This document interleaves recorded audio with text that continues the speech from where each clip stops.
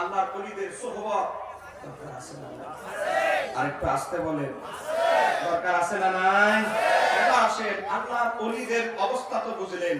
পরিপাটি আতর খুশবু মেখে সুন্দর আকৃতিতে সালাম দিয়ে তাজিমের সাথে ওলিদের রূপ কবজ করে, তো কেমন তাদের রূপ কবজ করার সময় কেমন অনুভূতি হয়? হযরত আজরাইল আলাইহিস সালাম বলে, অনুভূতি হলো বাচ্চার মা যখন বাচ্চাকে স্তনের দুধ পান করাতে করাতে যেভাবে ঘুম পাড়িয়ে দেয়, আজরাইল আলাইহিস সালাম আল্লাহ ওলিদেরকে ওইভাবে ঘুম পাড়িয়ে দেয়।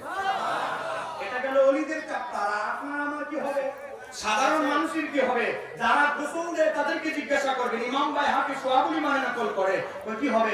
সাধারণ একটা পাপী ফাসিক লোক সমুদ্রে ডুবে আছে, সে যখন আজরাইলের বিকট চেহারা দেখবে, তার পায়খানা বের হয়ে যাবে, পেশাব বের হয়ে যাবে, শরীরের ঘামগুলো বের হয়ে যাবে, সে নাপাক অপবিত্র হয়ে যাবে।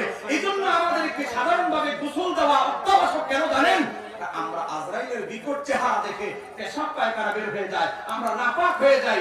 কিন্তু আল্লাহর ওলিরা যখন ইন্তেকাল করে, তাদের চেহারা থেকে নূরের আলো জ্যোতি বের হতে থাকে।